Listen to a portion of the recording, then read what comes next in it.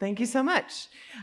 Welcome to the first Livability in the Land of Enchantment speaker series session of 2025, Addressing the Housing Crisis, Lessons from Minneapolis. So great to have you all here this evening. My name is Johanna Gilligan, and I'm the Deputy CEO at HomeWise. At HomeWise, we work to help people get ahead through homeownership. We do this by taking what can often be a chaotic and intimidating process of buying a home and simplify it by helping people with free financial coaching, salaried realtors who help people find a home they want, down payment assistance and lending services, among other things. And we really focus on making homeownership accessible and affordable to anyone that wants to become a homeowner. We've been doing this for over 30 years and have helped nearly 6,000 individuals and families achieve the dream of homeownership. So we have an office here. Many of you know our work, but some of you may not. We have an office here at 500 2nd Street, right in the neighborhood. We also have many staff, and I think all of our leadership team here. HomeWise employees, would you mind raising your hand? Awesome, thank you. If you want to learn more about our work, or if you are interested in becoming a homeowner, or you know someone who is, please feel free to chat with any of us over drinks after tonight's talk. 2 years ago in Santa Fe, we launched the Livability Speaker Series and are thrilled to be expanding this programming to Albuquerque this spring.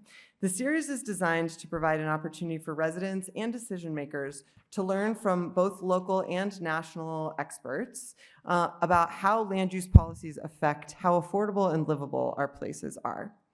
Tonight, we'll be focusing on learning from Minneapolis, which has been a rare and shining example of a city that has changed land use policies to support a healthier housing market.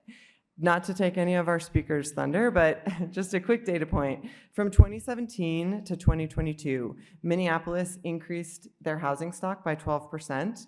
And in that same period, it helped keep rent rates stable. During that time, rent only increased 1%. If you compare this to statewide statistics in Minneapolis over the same time period, the housing stock was increased by only 4% and rents went up by 14%. So we're really excited to have this be our kickoff because it can often seem intractable and impossible to address what we are sometimes calling the affordable housing crisis, which is now really a national trend, but in fact, it can be done. So very excited to hear more from our speaker about that tonight. But before I get to the chance to bring Heather Worthington on stage, I really want to take a moment to thank our incredible sponsors that have helped make this evening possible. This is absolutely a group project, and we could not do it without sponsors and supporters. So our Livability luminary sponsor is the Santa Fe Housing Action Coalition. Our visionary vanguard sponsors are the Albuquerque Community Foundation and the New Mexico Community Trust, which have been great supporters. Our affordability ally sponsors include Enterprise Bank and Trust, ULI New Mexico, Washington Federal Bank, PNM, and our sustainability steward sponsors include Soul Housing, Centric Title and Escrow, Site Southwest, Insight Construction, and the Mid-Region Council on Governments. Last but not least, our friends of the series sponsors include Consensus Planning, Scout Architecture and Design, and the UNM Department of Community and Regional Planning. So quick round of applause for that great support. I also just want to mention that we really were excited to bring this series here and brought it in response to some people in this room reaching out to us and saying, you should bring this to Albuquerque after coming up to Santa Fe several times. And, I just want to say there's incredible work happening in Albuquerque, and we really see ourselves as just a small part of what's already going on and a convener and hopefully an entity that's helping to lift up ideas and voices and also help us build community over food and drink. So I want to help other partners in addition to the ones I just mentioned who have helped to shape this series. These include the Albuquerque Affordable Housing Coalition, the Albuquerque Metropolitan Redevelopment Agency, Strong Towns Albuquerque, the City of Albuquerque Planning Department, Gen M, Albuquerque Healthcare for the Homeless, New Mexico Center for Law and Housing, and Evan Ripley Architect. Thank you so much for being a part of helping us even conceptualize this. Lastly, a few logistics. You can use this QR code up on the screen to view the program for this evening, learn more about all of our partners and sponsors. And in a few moments, we'll hear from our speaker, and afterwards, we have time for Q&A. We accept questions electronically through this platform called Slido. And so to participate, what you should do is just take out your phone, use your phone to scan this QR code, which will pull up the Slido website. And then when the Slido website comes up, you can input the number shown on the screen, 507. Once you are in Slido, you can click Q&A, and then you will see a green Ask button where you can submit your questions. We will put this back up when it's time for Q&A, but if you want to pull it up now, it gives you a chance to punch in questions while Heather is speaking. Great. We are so pleased to launch this spring's Livability series with Heather Worthington. Heather's full bio is in the program, but a couple of highlights. Heather is a principal at Urban 3, where she leads organizational development, business development, and client outreach. She brings 25 years of leadership experience in local government organizations, most recently as director of long-range planning in Minneapolis, where her team led the creation of engagement and policy adoption in a very impressive 12-1 vote at the City Council, for Minneapolis 2040 Comprehensive Plan. Please join me with a warm welcome for Heather Worthington.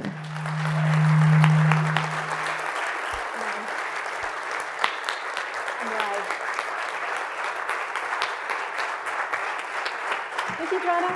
Thank you so much. Great. Hello. Or should I say, howdy? It's this is Dawn. I'm going to step back so you don't get deafened. All right, thank you. Well, good evening, Albuquerque. It's great to be here. I'm going to change glasses so I can see my screen. You know, you get to be a certain age and you have 10 pairs of glasses. I'm really pleased to be here this evening, and thank you, HomeWise. So, let's kick it off. These are so funny. We use these in every presentation we do at Urban 3, and they literally made them for every city in the nation, no matter how big or small you were, and they're all fascinating. And some of these buildings are probably still standing here in Albuquerque if you kind of zoom in there.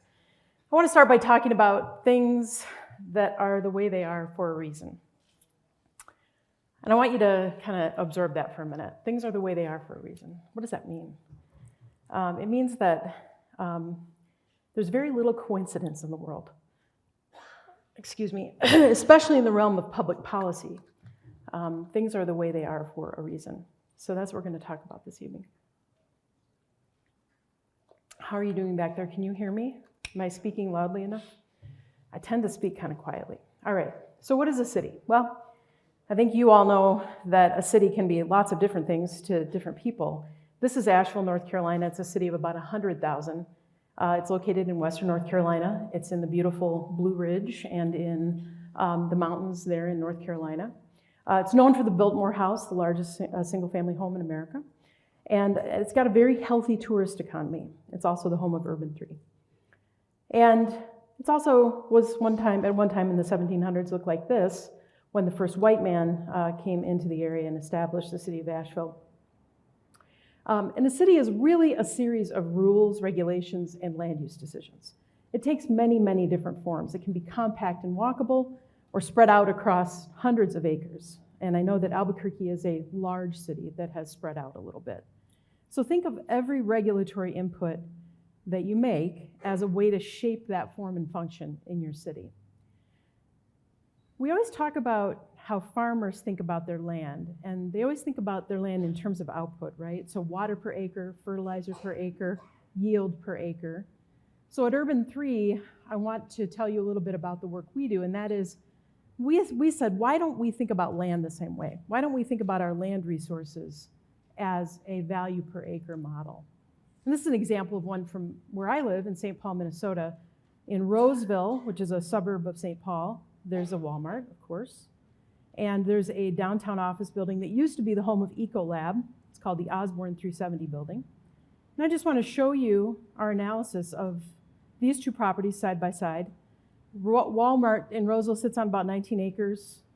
The Osborne 370 has a very, very compact footprint. It sits on a little less than half an acre with a giant, beautiful plaza around it.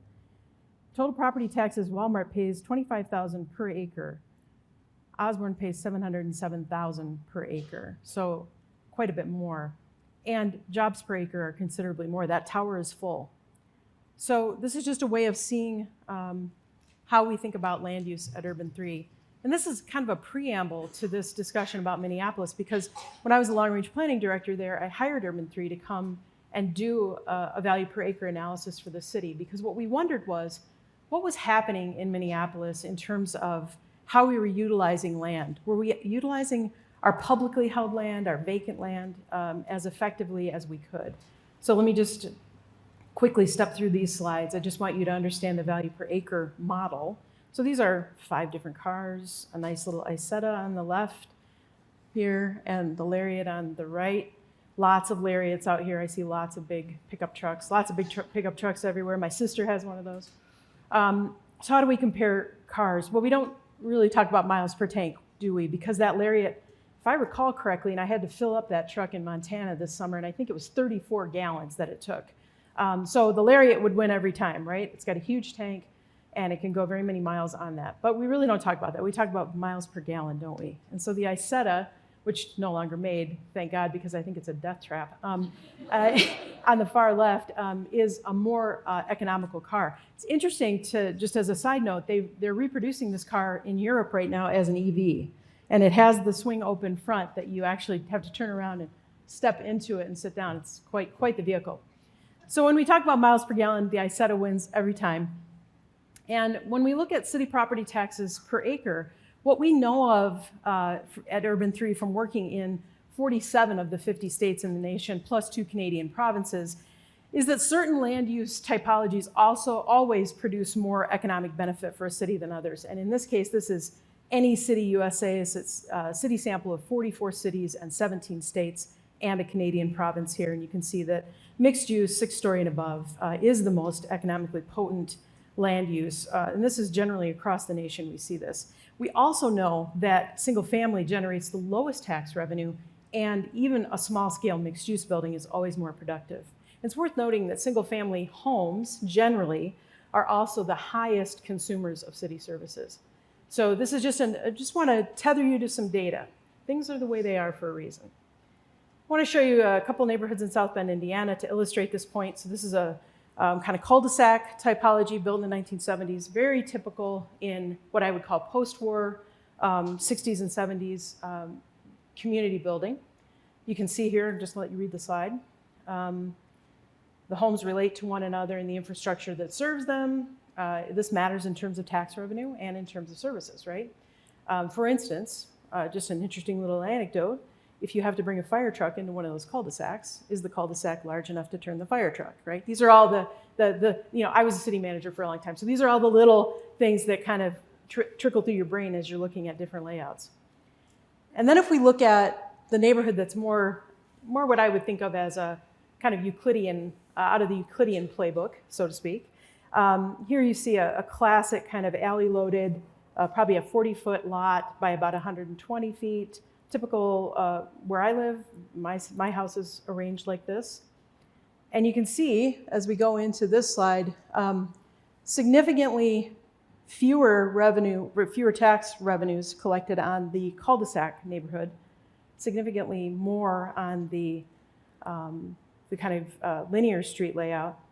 And you can see the road costs, water pipes, et cetera. In terms of a decision to spread out away from the core of your city, you will see substantially lower revenues per acre, and you will see higher costs.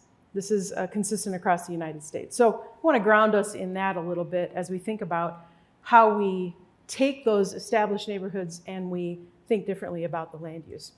Let's delve into Albuquerque a little bit. In 2017, we came out here prior to the pandemic. We did a quick study for Albuquerque. We looked at your most economically potent parcels, and you can see in downtown, those are the purple spikes. That's not a tall building, that's just a building that generates a lot of tax revenue for the city. And your purple spikes and your red spikes are generally scattered throughout the downtown. You've got a couple out there on the northern edge of the city.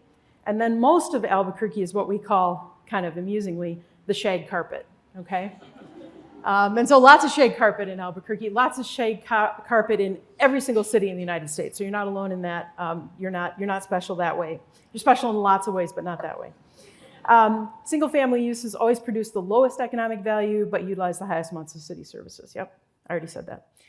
So this is what we did around transit-oriented development. And Michaela, I know, said that you've already made quite a bit of progress on this TOD area, and we'll talk about that later. So these were our station area plans, station area analysis that we did for y'all. And you can see the investment that occurred during between 2005 and 2017 as a result of zoning changes and along that BRT investment that you made. So a significant public investment that you made as a community and resulting development that went with that.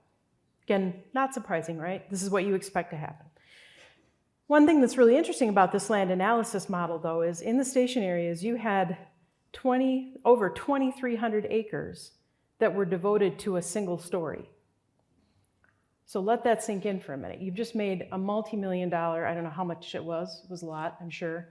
I know when I did Green Line development, which was light rail, that was over $1 billion. And so you have 2,300 acres along this BRT investment that are single story. You've got 391 acres that are vacant. So this was a significant opportunity. Now you're zoned for greater development and you can begin to leverage that public investment. So this is how the public sector leverages private investment, right? Okay. So it's really just economics. Even if you didn't take economics in school, I think this is pretty basic. You get this, right? And what we said as part of 2040 was allowing for growth is a prerequisite to addressing market rate housing production, as well as affordable housing production. And we said this back in 2016, as we were starting to absorb the reality of what was happening in Minneapolis, which was challenging. And what we also said was single family doesn't have to be a standalone house. It can be a shared wall house, it can be a duplex, a triplex, it can be a small apartment building. As long as you can structure it with some kind of owner-occupied financing, you can allow that owner to build equity. It doesn't have to be a single family house on a 40-foot lot, okay? And we know more supply equals lower prices, which equals more housing attainment. Again, pretty elementary stuff, right? This is a Strongtown graphic. I really like what Strongtown's doing with their housing work right now. So they've got a housing toolkit they've just released. Pretty much every city in the United States is right there in the curve, right? We're sitting there going, like, hey, we know we should do something different. What should that look like? So I think the key is moving toward broad adoption and design development by right, so that you can actually start to see change within your community. So I want to talk about a few of the things that happened in Minneapolis that we learned. Oh, and my timer stopped. Forgive me. Okay. So between 2000 and 2015, the city of Minneapolis lost 15,000 NOAA units. When we realized this early on in the planning for 2040, I think it was a day, maybe a day and a half, that we just sat and absorbed that. We had no clue that we had lost that many units. And what we realized much too late was that this was also the cause of so much displacement of people of color, especially those in traditionally diverse neighborhoods that had been redlined. So we started to see a correlation and causation in terms of those past practices and the current conditions. CURA, the Center for Urban and Regional Affairs at the University of Minnesota, did a great study on rental housing affordability. And what they showed was that loss of NOAA had impacted people of color disproportionately. We could see that. And between 2000 and 2014, the access to affordable housing in Minneapolis for Black, Latino, or Indigenous people diminished to the point that there was no affordable housing at 30% of AMI. No units left.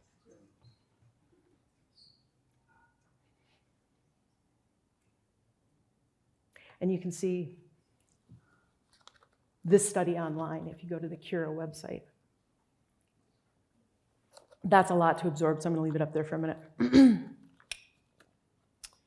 So here we are in 2015, starting the comp plan. The Atlantic runs a series of articles. It's the Great Lake in Minnesota. Oh, Minnesota stinks, right? It was literally like March was, it's great in Minnesota, and April was, wow, you guys suck. that was the two back-to-back issues. The Atlantic covered the comp plan very thoroughly and did a wonderful job. That was a wake-up call for everybody to see those two. I had council members calling me going, what are we going to do about this? I said, well, we're doing a plan. Yeah. We also looked back in the data and realized that Minneapolis had about 2 times the number of people, just human beings, per household in 1950 than they did in 2015. And we said, oh, okay, wait a minute, that's an important data point, right? So we've got houses that are large enough to hold up to 6 people that only have 2 people in them, right, for instance. We also looked back at our redlining map. And we really wanted to learn from this because we had some colleagues at the University of Minnesota called Mapping Prejudice, and they were doing this really great work of mapping racially restrictive covenants. And we wondered how many parcels within the city had a racially restrictive covenant prior to redlining. And it was a lot. And we were surprised to know that many, many people had chosen to restrict their property, restrict the sale of their property to whites only. There's a number of cascading events that happened in American cities prior to and immediately after World War II. The first was racially restrictive covenants, second was redlining, third was zoning, fourth was the GI Bill.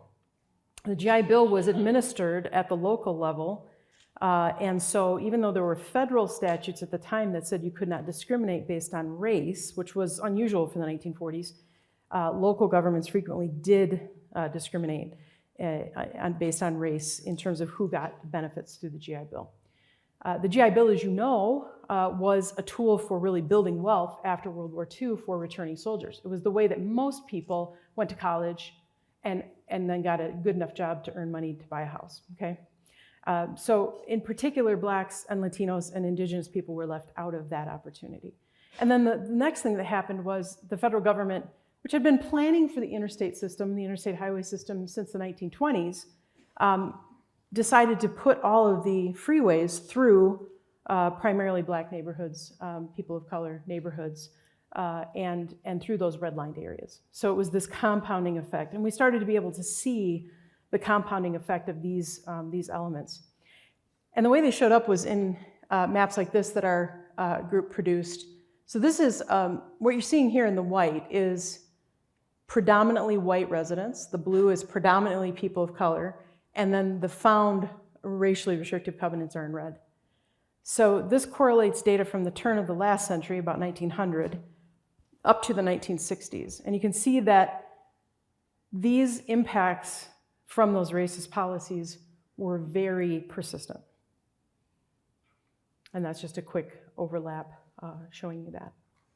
So what do we do in Minneapolis? Well, you know, it's not a garden spot. And it's beautiful, not this time of year, right? People love it in the summer, but that's all I have to say about that. Okay. One of the things about this plan was that we wanted to establish some shared values with the council. And so we did a lot of workshopping with this council, and it was a council of 13 with, at the time, a weak mayor who's now more strong, let me put it that way.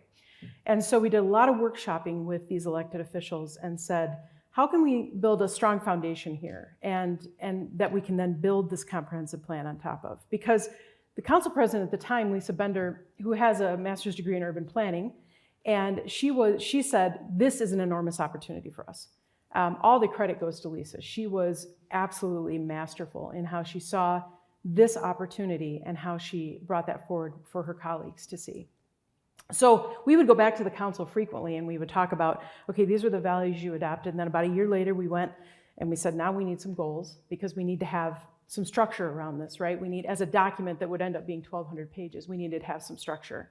And we needed to be able to organize how we were going to approach all these different issues from a research standpoint and from a policy development standpoint. So at the time, in 2016, Minneapolis ranked at the bottom of every measurement for racial equity in the United States.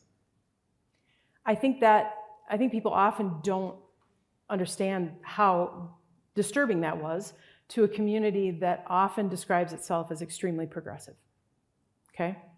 And so there was a big wake-up call and a lot of gnashing of teeth for many months.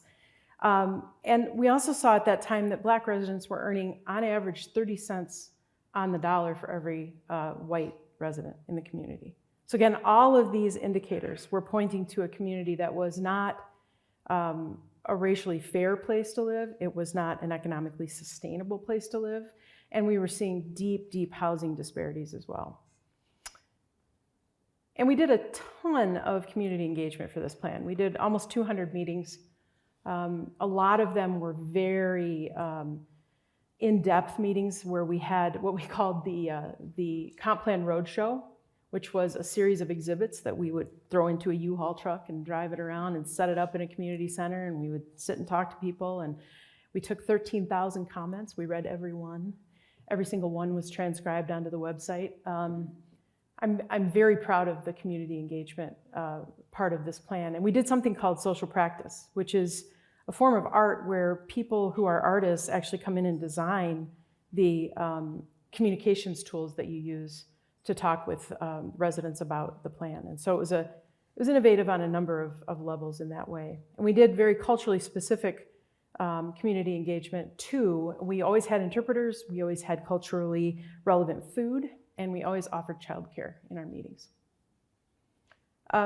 We also had great partners like Kira at the University of Minnesota, like eventually the Federal Reserve of Minneapolis, and I'll give a little plug to them in a moment.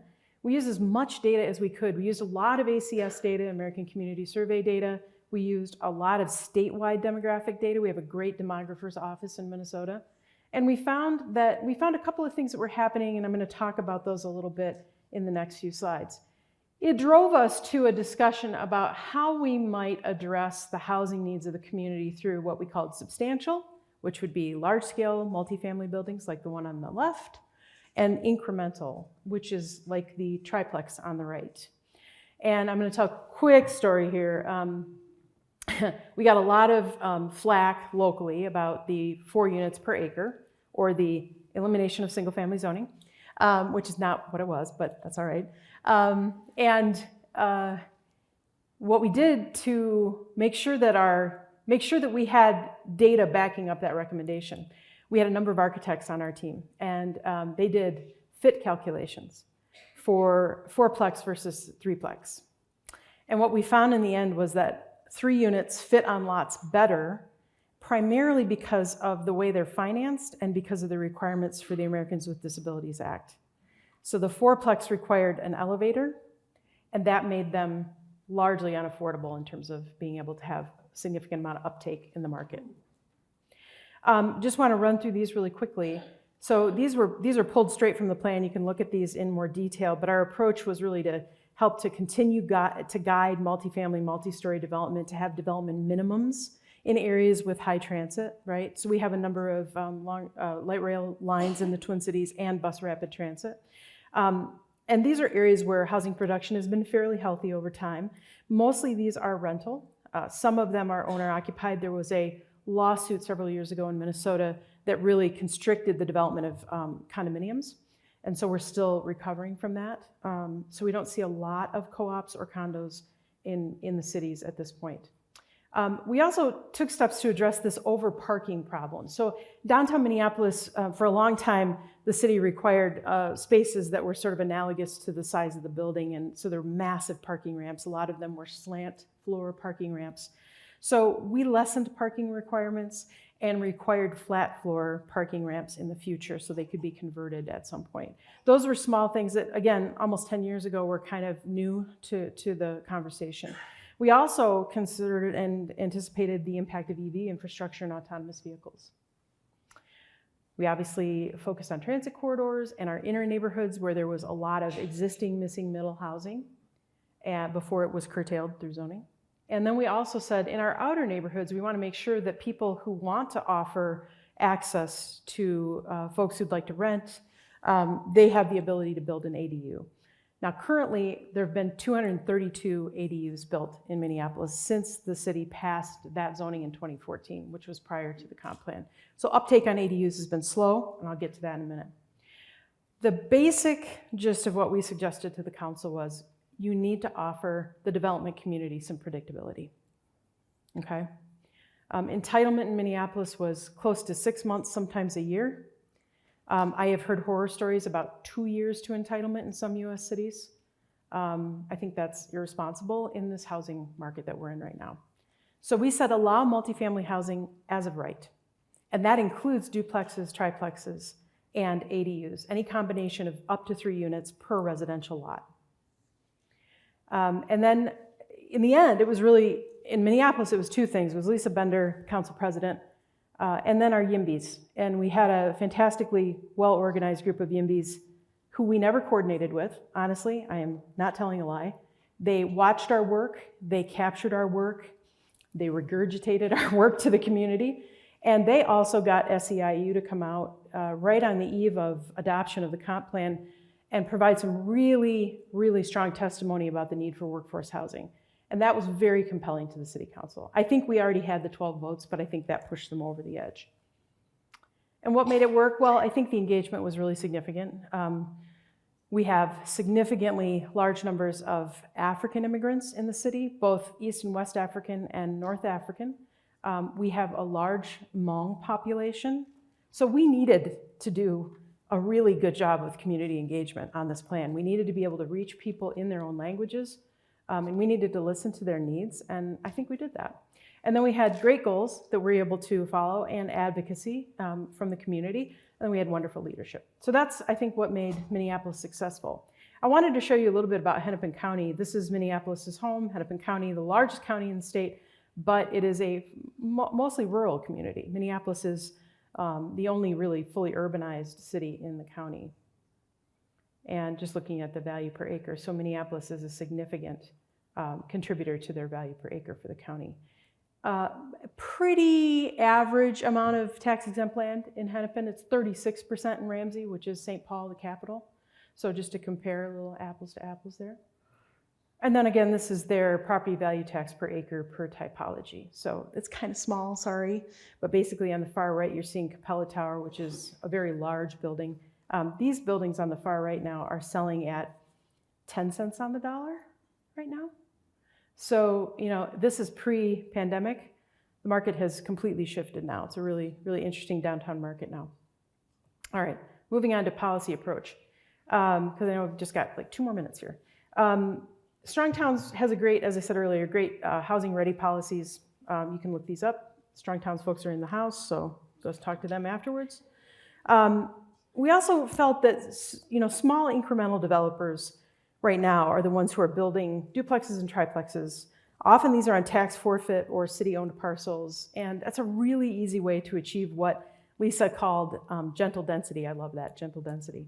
In areas where a duplex has a similar bulk compared to an existing single-family home, you often can't distinguish that that's a duplex or triplex from the street.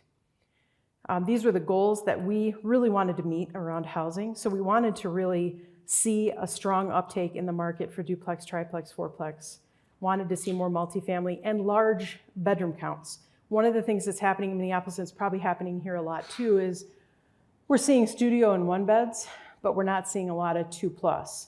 And in Minneapolis, because of our West and East and North African populations, we have large families, and we need 3+ bedrooms. So that's become one of the things we're trying to really get to happen there. These were all really influenced by that loss of NOAA, which was really stark and challenging, and the demographic needs of the community, and then our future estimates of population growth. City's still very challenged on affordability. There's lots of reasons for that you are all probably much smarter about than I am. So the results, well, we've seen more small-scale infill development. This is a project from Footprint Development. Cody Fisher, who lives in St. Paul but does a lot of work in Minneapolis, he's done a lot of lot combination and assembly work. He's been very creative about how he builds these projects. The next one here is actually an existing house in the front of the lot, and then he took the back of the lot and built I think it's a four-unit or maybe even a 6-unit building. So he got really creative there. The city kind of wrapped themselves in a pretzel to try and get that one approved, but they did. And that was after I left, so I can say that. And then the other thing we wanted to see, because we had so much input from these cultural communities who said, in our home country, we live in multi-generational units. And we want grandma to be right next door, or we want the aunt and uncle to be there, or the kids, or whatever, right? And so they really pushed us to allow for cottage courts. Cottage courts were an incredibly popular market response to the post-war boom. And so you see them throughout Minneapolis. They're great. They're just great little apartment buildings that are have great value and lasting value. So we also talked about cottage courts. And then by right development, we saw a lot of increase in development of multifamily, which I think Johanna mentioned at the beginning of this. And I would say that the reason for that is the shorter entitlement period, low or no off-street parking, and then quite a bit of modular construction uptake in the Twin Cities because we have a modular construction firm south of the cities called Rise Modular, and this is one of their projects. These go up very quickly and they have very low impact on the neighborhood as they're built. And what I love about these is they come in and they put in the foundation and then they schedule the drop for the modules, there we go. And then literally within a few days, they set all the modules. And then it's a matter of just tying everything together, siding it, putting the roof on, and you're done. It's a very sort of low impact development. As I mentioned earlier, we had some ADU uptake. ADUs tend to be very challenging to build, very expensive in the Twin Cities.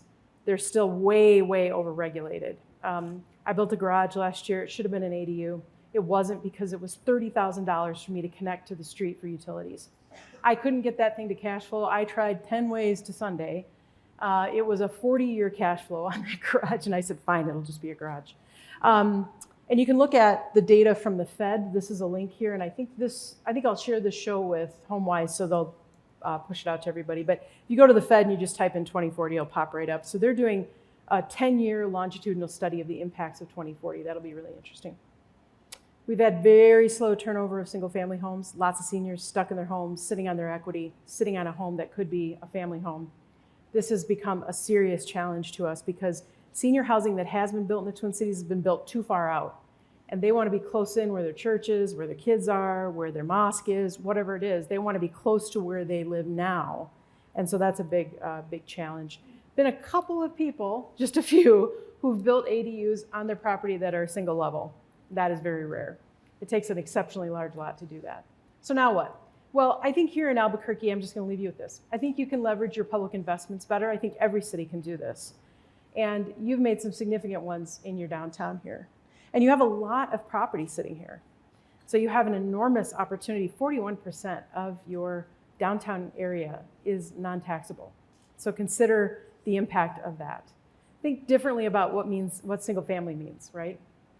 National Association of Realtors said that 52% want a single family detached home with a large yard, right? And they want 2 dogs. But what about that 24%? What about that other 24%? What about that 48% of people who are like, I could do with a smaller house on a smaller lot or a shared wall, right? The market's not being particularly responsive to that. Ensure that land use decisions are economically sustainable. Your community can and will, if you allow it to, grow beyond your ability to sustain it financially. And this is just a quick look back at some of the work we did for you in 2017. This was selected site analysis we did, so you were asking us to look at this redevelopment area in the Central Avenue corridor. And so this is kind of some of the things we talked about. And I just want to say that you have a substantial opportunity to produce more revenue in terms of your property tax if you think differently about your land use. Redeveloping all those key areas along the corridor would generate over $12 million in annual city, county, and school taxes here. So this was the opportunity you had in 2017. I think Michaela will be ready to talk about that. And always manage your expectations, right? I mean, no,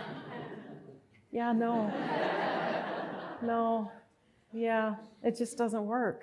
And always do the math. And that's our website if you'd like to check us out some more. Thank you very much. Thank you so much, Heather. That was excellent and such an interesting window into your work in Minneapolis. I'd like to also welcome Michaela Renz-Whitmore to the stage. Urban Design and Development Planning Manager with the Albuquerque Planning Department, where she's worked for almost 15 years. Her team is responsible for updating the city's zoning code and comprehensive plan. conducting long-range planning with communities, and planning to encourage more housing investment while avoiding displacement. She grew up in Albuquerque and has a master's in community and regional planning from the University of New Mexico. So it's really an honor as a land use nerd without a planning degree to be on the stage with you two planning gurus. So I'd love to start with a question to you, Michaela, actually, which is, having heard Heather's description of Minneapolis and the work on the 2040 plan, what resonates in terms of similarities, and what do you think is different here in Albuquerque? Absolutely. Well, first I just want to say Minneapolis doesn't have nearly what's going on as Albuquerque does. We have our beautiful mountain views, and we have the Rio Grande and the Bosque, we have our volcanoes. I mean, in terms of site selection, you just can't do better than that, right? Better weather. Oh my gosh. That said, I think one of the things Heather didn't mention, but I'll say here, is Minneapolis isn't necessarily growing fast. They're not a fast-growing city, nor is Albuquerque. We're looking at growth rates of about 2%, which Albuquerque doesn't really want to grow. We're just fine being where we are, but it would be great if people here could have more prosperity. And I think your point about things are the way they are for a reason. Albuquerque's, some of our residents are doing really well, and those are folks who are homeowners. And overwhelmingly, like every city, partly because of the institutional racism and exclusion of zoning, its history, homeownership rates are, like most cities, highest with white people, and not as high with our other folks who are our neighbors. And so one of our advantages, we too did a comprehensive plan update. We paired it with the zoning overhaul, and we were able to kind of build in some of the by right development that you heard Heather talk about as an advantage. We built in the bonuses for developing along our along our bus rapid transit or premium transit corridors and our main streets. So we baked that into the zoning up front. There are bonuses for, was that me? No. God, I'm sorry, we did. We built in bonuses for workforce housing and for structured parking. Our downtown doesn't have building height limits. Downtown doesn't have parking requirements. We weren't able to get, while we did reduce parking requirements, we weren't able to really get them where housing development will benefit. So I think that's work still to be done. I'm winking at our counselors over there. And I think the biggest difference is we weren't able to do more, like Minneapolis, like most cities in America, the vast majority of our land is zoned for single family only. While we're very excited that casitas are now allowed on those lots, that's the most expensive option to have more than one unit on a lot. So I still think there's work to be done to allow multiple units on 68% of the lots that we have here in Albuquerque to benefit more people here who want to stay here and for their kids who might want to stay here. What else do I want to say? Maybe that's enough for now. That's great. I think that leads well to the next question I have, which is that obviously Albuquerque's done a lot of great and quite robust planning, zoning reform, and also comprehensive planning, which is great. And to your point, there are still areas of opportunity potentially. And Minneapolis, I think, really has been under your work and your leadership a national leader in some of the more ambitious zoning reform. So this is allowing duplexes and triplexes on single-family zoning, which was, I believe, unheard of up to that point, or at least covered in the media as though as, and also, and I think this was outside of the comprehensive plan, but the entire elimination of parking mandates at some point. So my question to you is like, how do those changes come at a significant political challenge and sometimes political cost? And so how do you think as a city, what are the indicators? Like, it's time for us to take a more ambitious approach to zoning reform.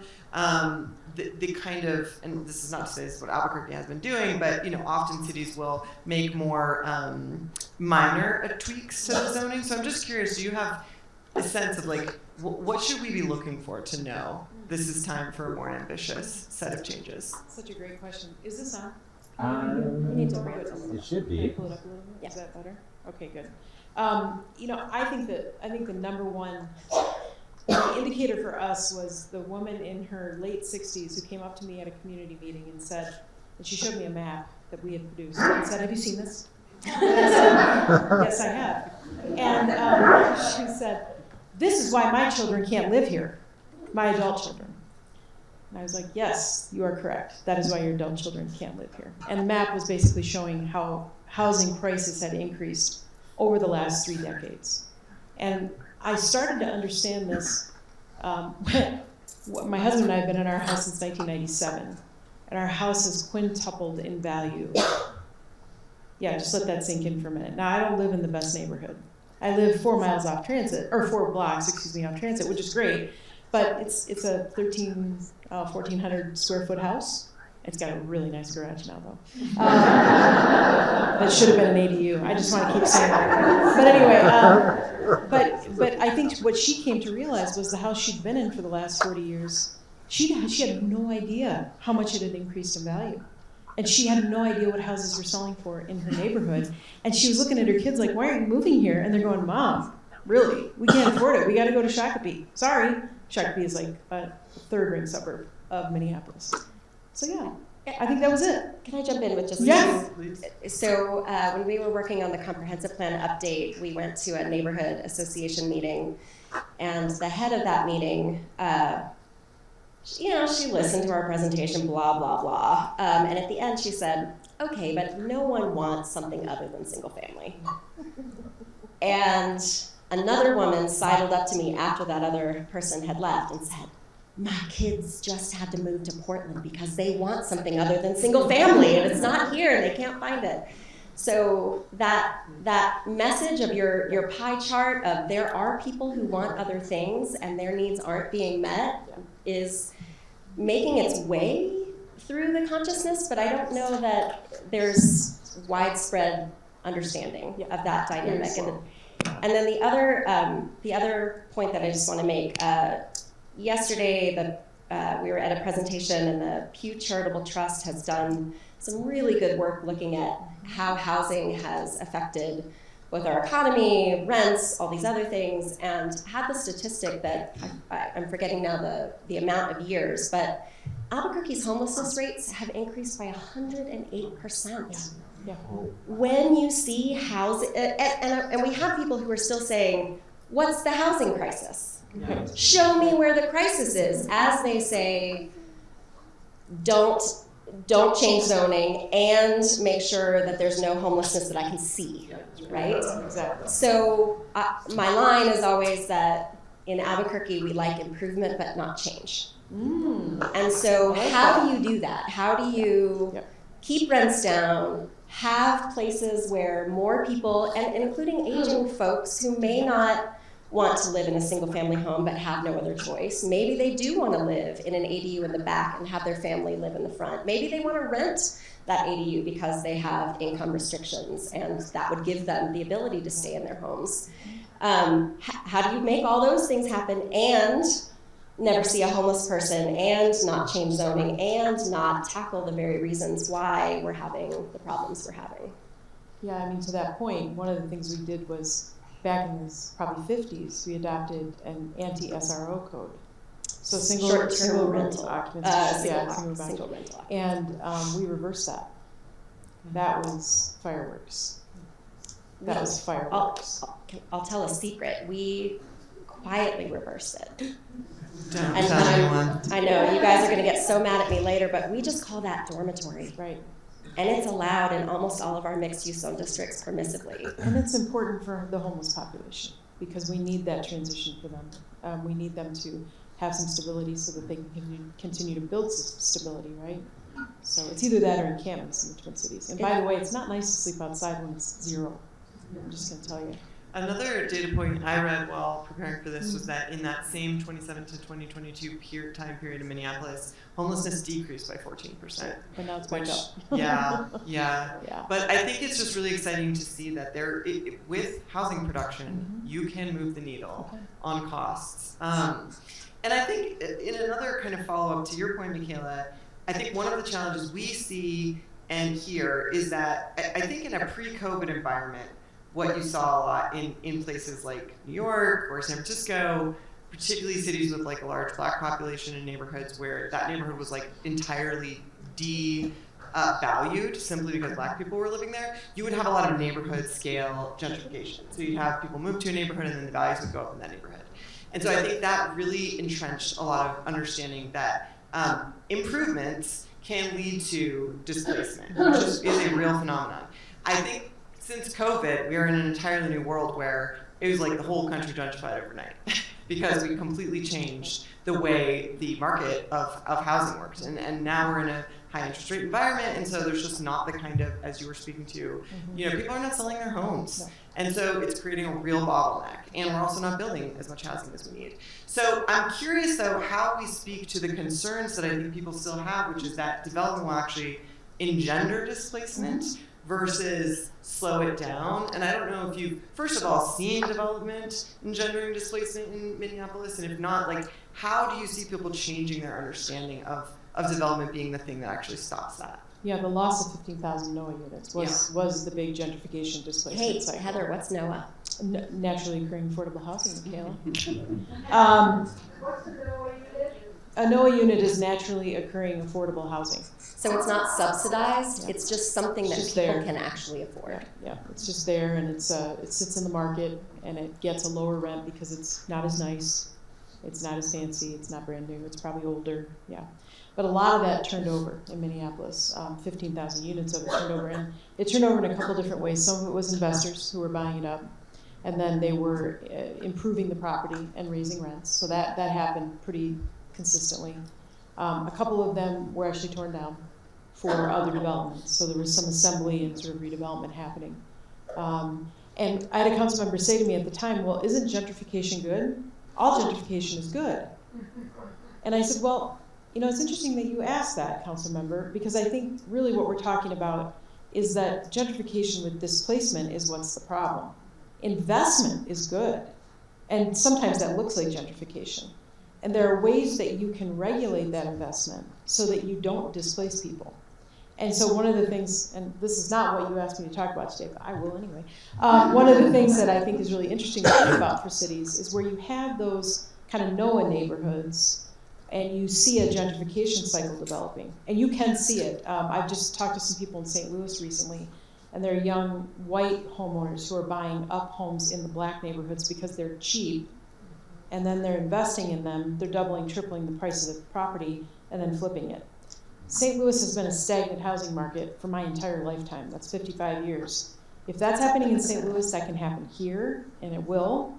So you have to be on guard for that. But I think what you can do at a regulatory level is say, we're going to exempt you from any tax increases, right? That's a way to help you preserve your stake in that neighborhood. You've been here for 30 years, and you've owned your home, and we want you to stay. We're not going to increase the taxes on this property while you stay there. There are ways you can do that. So I think that's one.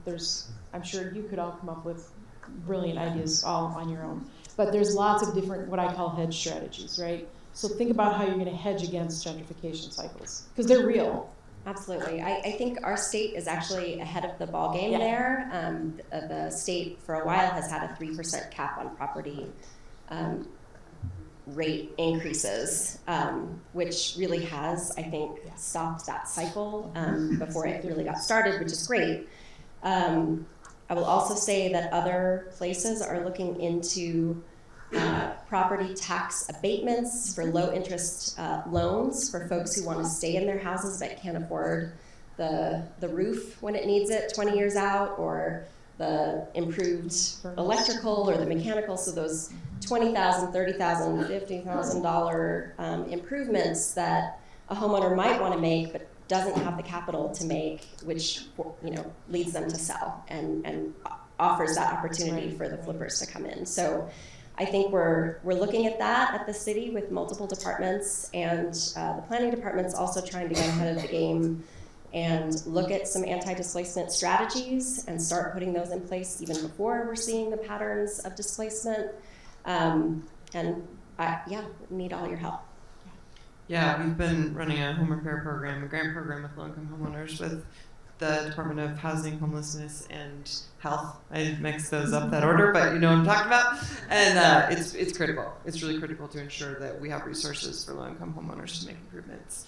I'd like to open it up for some audience questions now. Veronica, do you want to fire away?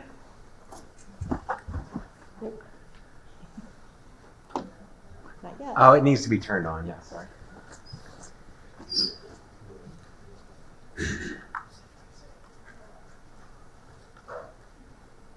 Here comes Christopher. Okay, hello, great. We received so many incredible audience questions. Thank you all so much. I think we have time for 4 questions. The first question is, can you speak more to market rate housing? It seems we often get confused here in how market rate helps create affordability. Well, so the general idea is when you build more housing, you allow people who are able to pay higher rents to be more mobile within the economy, right? So if you're renting a really inexpensive place, but you'd like another bedroom, if we see an increase in the number of market rate units, that will give you a place to go. You will free up the unit you're in currently, which may be more affordable, thereby creating more affordable units. Is that, I mean, I see people doing this, so I think I got it right, yeah. And the same for homeowners. Supply and demand, exactly, yeah. Just like my slide said, yeah. And I would just note that one of the data points we've learned about recently here is that, like Michaela was saying, prices are going up in this housing market, but it's not because of a significant increase in the number of people living here. It's because people are living with less people in a home. So even if you don't have a tremendous population change, you still do need to be increasing the housing supply because lifestyles change. And a lot more single people households now. Because people, the reality is demographics. People aren't getting married, or they're getting married later in life, and they're not having children. So you do the math, right? It's pretty simple. Or they're getting divorced. Yeah, they're getting divorced. Yeah, I mean, and so our population is really flat in the United States, and it is in most countries, right? So this is kind of another challenge for us in terms of housing everybody, because it used to be that there were 5 people in the house, and now there's 1. And I would be remiss if I didn't say, and I'm thinking of Agnes Vallejos, who's in the audience, always reminding us to think about age-friendly policies. Yeah. Our country's aging, Albuquerque's aging, and we're living longer. So it's not only that people aren't getting married, it's that they're living longer and surviving their partner, and now have a house that maybe is too much for them, but really have no other choices. Where to go, exactly. In my neighborhood, we've missed an opportunity 2 or 3 times to build a senior project.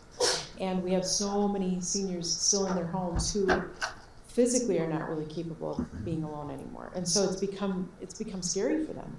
And I talk to them a lot because they're my neighbors, and they're like, I wish there was a place for us to go. And so now we're trying to do something like that in my neighborhood, because there's definitely a market need, but the market is not meeting it. They're building it way out in Egan, where people have to drive, and they don't want to drive anymore, and they want to be close to their friends, and their bridge group or their mosque or whatever. They don't want to be far away. I'll give a shout out to one of our neighborhood associations. They've created a kind of a little help group, and they regularly will go visit their senior neighbors and help with repairs and help with weeding, and they're on call if someone falls, so that expense and the services that are so expensive for the city to provide are really coming from neighbors being neighborly, which is so cool. I wish we could scale that up. Yeah. Awesome. Thank you. Does Minneapolis have a parking problem after eliminating parking minimums? Ooh, that's such a good question. You don't think that I'm being flippant when I say no. I don't believe we do have a parking problem. When I drive through there's a couple of things that are different here, though. Let's acknowledge that we just came off a almost 5-year pandemic, okay, where people did not work outside their homes very much. Yes, we still had people going to work, but it was many fewer people. So parking is less of an issue coming out of that because I think we've shifted the way we work. So that's kind of one layer to this. I think the city was generally overparked prior to 2040, especially in the downtown, and especially after 5 p.m. So when you think about parking as a land use, think about how many hours a day is it being utilized? Typically about 8 hours. So it sits vacant most of the rest of the time. We tax it accordingly. So we tax it at something like, for instance, I have a slide I can show you, but if we taxed your house at $40 a square foot, we tax parking at $2 a square foot, right? So when you consider the economic imbalance, right, with the land use regulation. And then I think the other thing about parking in Minneapolis was it was the thing that was holding up housing development. We had developers consistently at market rate, affordable, tax-exempt nonprofits come to us and say, your parking requirements are killing us. We can't do it. Because in Minnesota, everybody wants covered parking. So it isn't just a lot. It's not just a lot. It has to be a ramp. And in Minnesota, we pay, well, pre-pandemic, we were paying $50,000 a space for structured parking. So if you look at a pro forma, that thing's never going to pencil. I mean, you're already razor thin. I think this is the other misconception about housing development is people are like, those developers are getting rich. And I would say, you know what? I don't think they are. I think if you look at their pro forma, you'll realize they're not getting rich, and especially when you think about the parking regulation issue. So I think we have plenty of parking there. I'm also just going to express one of my pet peeves, and that is that there's tons of people with a garage in Minnesota, and it's full of crap. Not their cars, okay?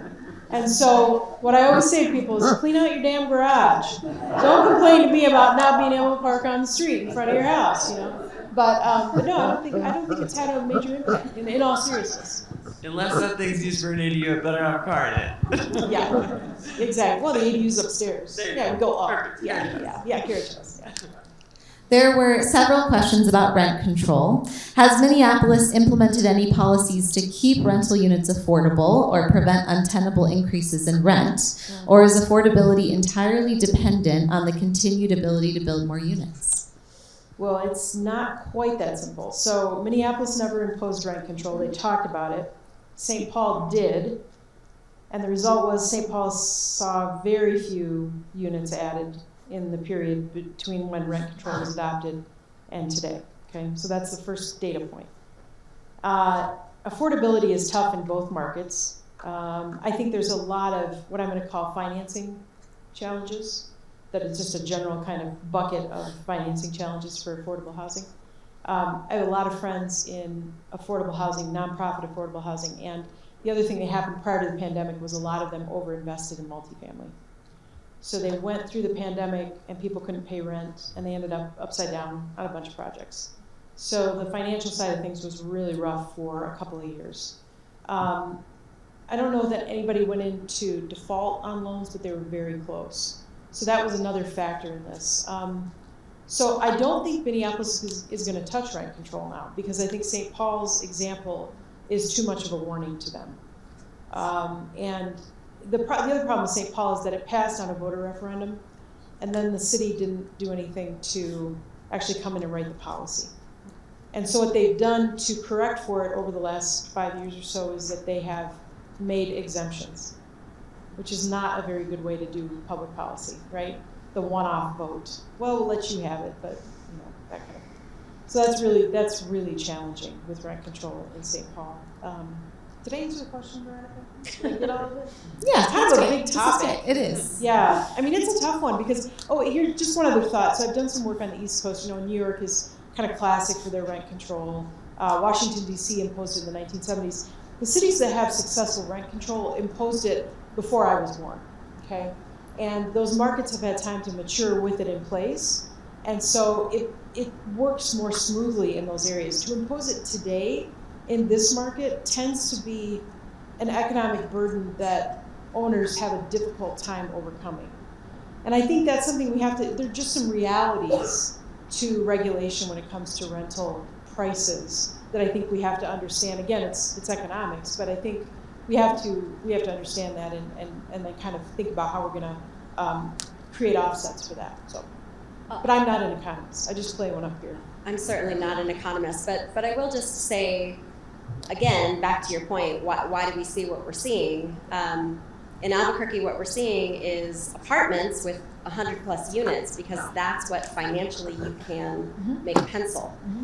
Smaller than that, you just can't. And so if you want to see incremental development, and that's an if, I would support it, but if you want to see incremental development, you have to change other things other than just, capping the rent to actually make it possible to build something without a huge subsidy, which we don't have deep pockets here. Yeah, there's a lot of, two thoughts on that. One, the financing thing is huge.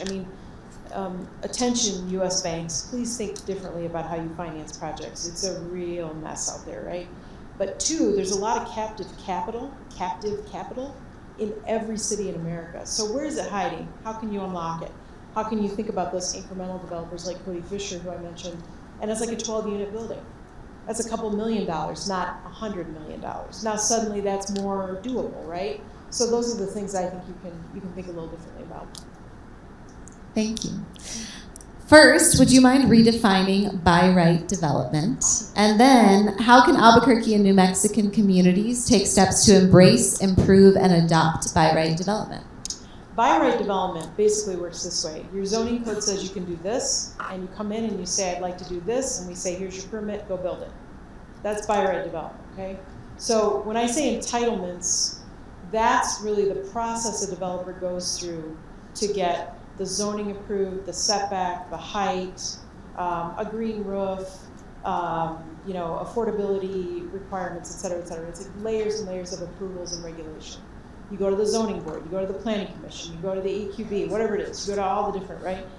By right development is different. You say, I want to build this, and it's allowed in this area, give me my permit. And we say, here's your permit, go build it. For a developer, those are dollars. Every week that goes by that they have to go through another meeting, another entitlement process, they are losing money. And it's cutting into their bottom line. So they don't want that, okay?